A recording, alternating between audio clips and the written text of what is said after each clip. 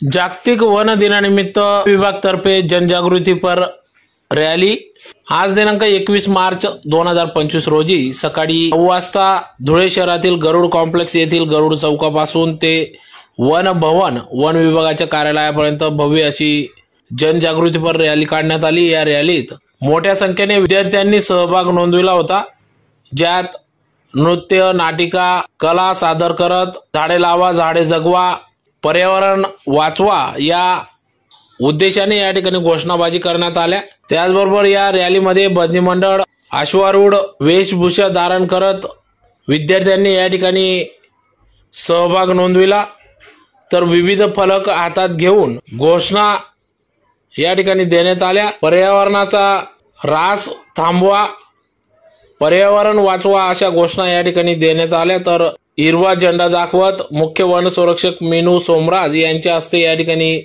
रॅलीची सुरुवात करण्यात आली। यावेळेस पोलीस अधीक्षक श्रीकांत धिवरे, उप वन संरक्षक नितीन सिंग, विभागीय वन अधिकारी दक्षता राजेंद्र सदगीर, सहाय्यक वन संरक्षक योगेश सातपुते, वन परिक्षेत्र अधिकारी भूषण वाघ, सामाजिक वनीकरण वन परिक्षेत्र अधिकारी महेश पाटील, वन क्षेत्र कार्यालय अधिकारी सर्व कर्मचारी या रॅलीमध्ये सहभागी झाले होते।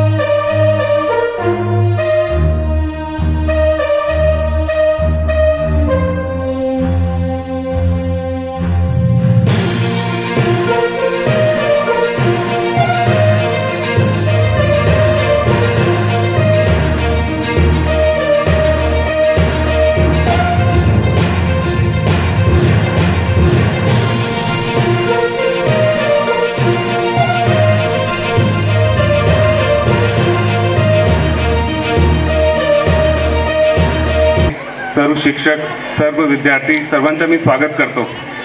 आज या ठिकाणी आम्ही सर्व लोक जागतिक वन दिवस इंटरनॅशनल डे ऑन फॉरेस्ट साजरा करतो आहे। तर या दिन साजरा करण्याचा इतिहास असा आहे की साल 2012 मध्ये युनायटेड नेशन जनरल असेंब्लीने रिझोल्यूशन पास करून वनांच्या संरक्षणासाठी आपल्याला 21 मार्च हा एक दिवस त्याची अवेअरनेससाठी साजरा करायची आहे असा रिझोल्यूशन पास केला होता। आणि त्यानंतर आम्ही दरवर्षी 21 मार्चला जागतिक वन दिवस साजरा करतो। आणि प्रत्येक वर्ष आपल्याला एक थीम असते आणि या वर्षाची थीम आहे फूड अँड फॉरेस्ट आणि फूड। यानी जे फॉरेस्ट आहे ते फूड सिक्युरिटीसाठी किती महत्त्वपूर्ण आहे हे अवेअर करण्यासाठी आजचा दिवस आहे।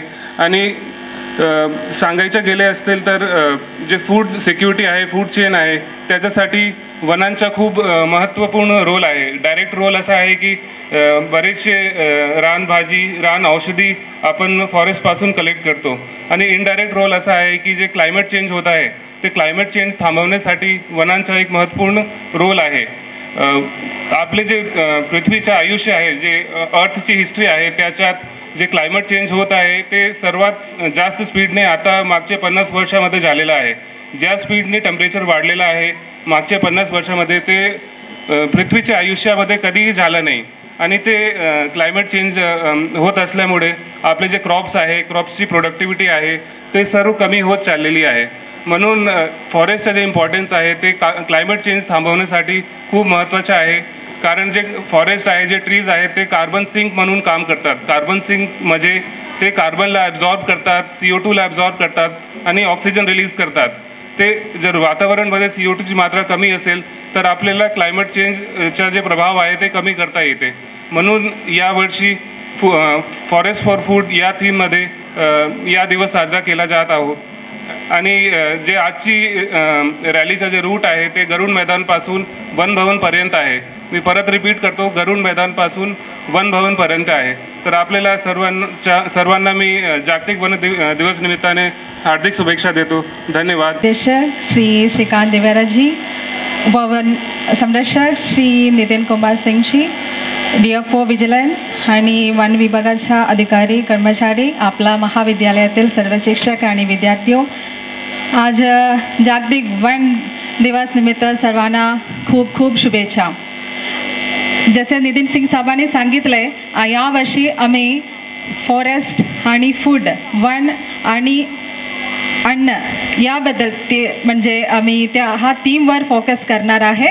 आणि वनातील असे आहे की आपलं अन्न सुरक्षा, फूड सिक्युरिटीसाठी आणि न्यूट्रिशन, पोषणसाठी आणि उपजीविका ते प्रदान करण्याच्या वनाच्या महत्त्वाची भूमिका याबद्दल म्हणजे भूमिकेचा साजरा आज आम्ही करणार आहे. इथे आपला वन आम्हाला कसे पाहिजे म्हणजे कशासाठी पाहिजे त्याबद्दल आज आम्हाला विचारायचं आहे.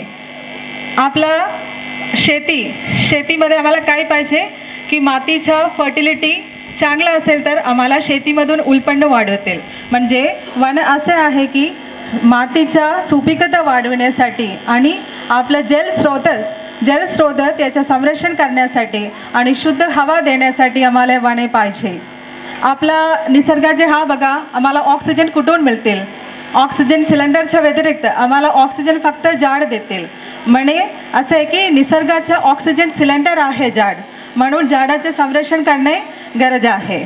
आपण विद्यार्थी समूह आज इथे आलेला आहे. या दिवशी आम्हाला फक्त विचारायचं आहे, वनाचे संरक्षण आणि वन्यजीवांच्या संरक्षणासाठी, निसर्गाच्या संरक्षणासाठी आम्ही आपलं छोटेसे काय काम करू शकते. मी तुम्हाला सांगू शकते विद्यार्थी, आपला जवळपास जे जंगल आहे, इथे दुले असेल तर इथे ललिंग आहे आणि सातपुड्याच्या डोंगरात पण जंगल आहे. तिथे जाऊन आपण बघा की निसर्गाचा अनुभव घ्यावी आणि वनाच्या भूमिकेचा महत्त्वपूर्ण म्हणजे रोल काय आहे त्याबद्दल ते समजून घ्यावी आणि वनसंपत्ती काय आहे त्याचा शोध घ्यावी, त्याच्या माहिती गोळा करावी. तुम्हाला प्रॉपरली तुमच्याकडे जे माहिती असेल तर तुम्ही त्याच्या संरक्षणासाठी काही करू शकते. आपला आज धुलेसारखी एरियामध्ये तुम्हाला पण माहिती आहे की हवामान बदल झालेला आहे आणि टेम्परेचर पण खूप जास्त वाढविलेलं आहे. आणि वनाचे या ग्लोबल वॉर्मिंग असे आम्ही सांगू शकते आणि क्लायमेट चेंज आणि हवामान बदलण्यासाठी कारण काय आहे? वनाचे निर्वनीकरण झाल्यामुळे ते झालेलं आहे. म्हणून ह्या थांबवण्यासाठी आम्हाला फक्त एकही सोल्युशन आहे, वनाचे संरक्षण आहे. तुम्हाला फक्त विद्यार्थी मला हे सांगू इच्छिते की 1 वर्ष ॲन्युअली आपल्या पूर्ण जगातील 10 मिलियन हेक्टर फॉरेस्टचा नाश होत आहे, त्याचं निर्वनीकरण होत आहे. कंपॅरिझनसाठी मी सांगू शकते, आपण पोर्चुगलसारखे एक राज्याचे पूर्ण एरिया कमी होत आहे दरवर्षी. असे झाले तर काय होणार आहे? आम्हाला स्वच्छ हवा मिळत नाही, ऑक्सिजन मिळत नाही, तुम्हाला सर्वांना ऑक्सिजन सिलेंडर मागावं लागेल आणि शुद्ध पाणी मिळत नाही.